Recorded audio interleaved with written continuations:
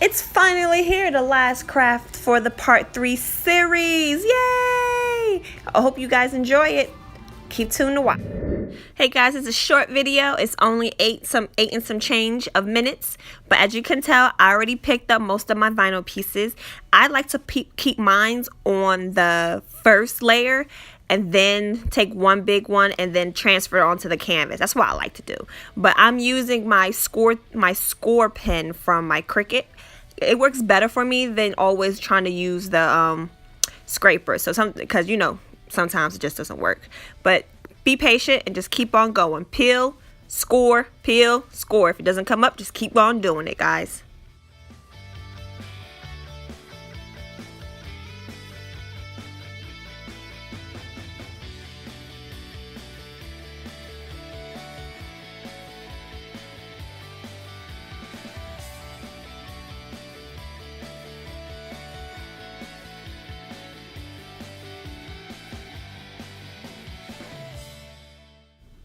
Well, as you guys can tell, I'm scoring with the pen and scoring right on top of the vinyl to lift it up. This way it was a little easier for me, and then I had to work my way around as in a circle on here. It just made it easier for me.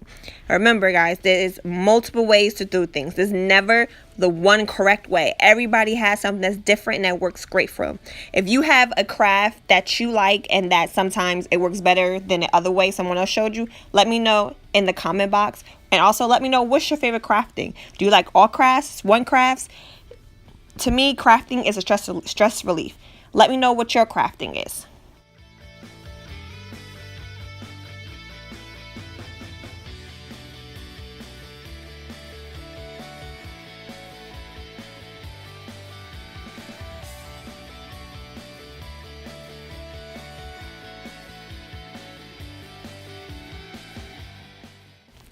Alright, we're finally done with the removal.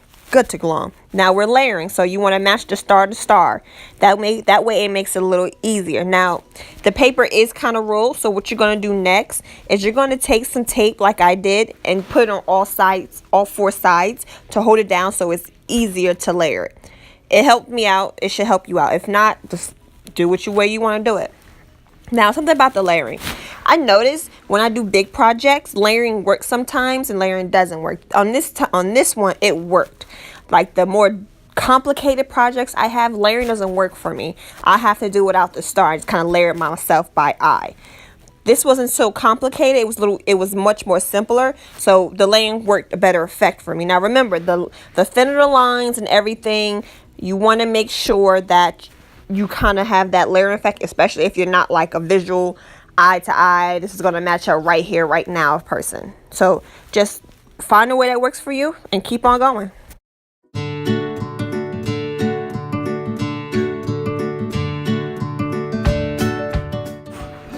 Hey guys, now as you can tell, I was having okay, I'm sorry, I'm getting distracted again, sorry guys. I was having a little bit of problem with my vinyl laying on top of everything the way it's supposed to be. So, you know, if that happens, just keep going ahead with the score pen and kind of work your way through it and stuff like that. That's how it's going to help.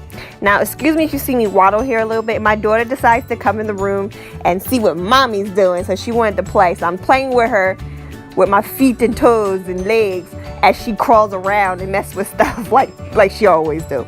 But continue doing what you're doing. Just try to make sure everything is layered now.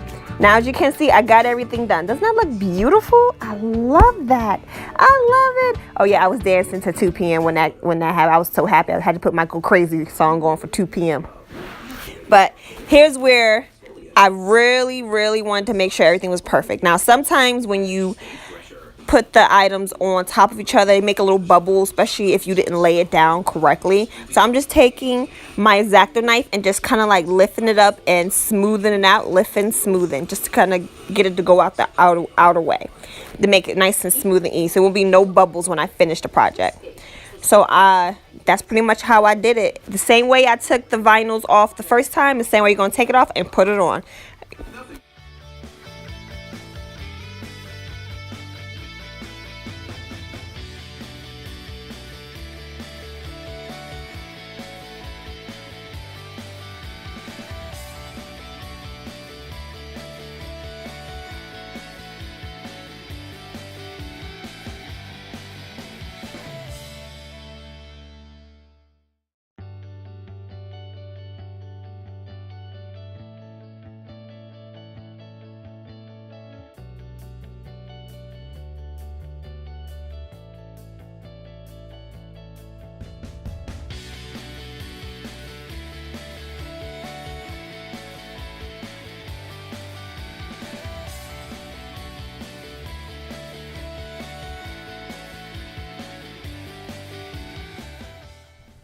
Okay guys, we finally got it off, as you can tell.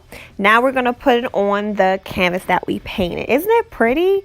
So after you paint your canvas, try to figure out, after you did everything you have to do, figure out where you want to put it. My picture is small because I did both of them tiny, because each of them had words on them.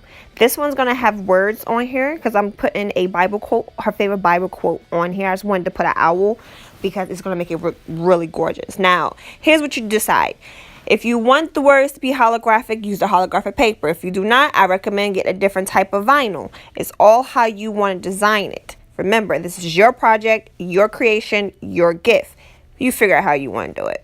So, as you can tell, the owl wasn't being nice. He was being a little meanie patini. So I had to really work with him with the scraper as I peeled. I had to scrape, peel a little bit, scrape, peel a little bit. So I had to do this for a good about 5 minutes to get him off, but it came out gorgeous. So guys, have the patience and keep on.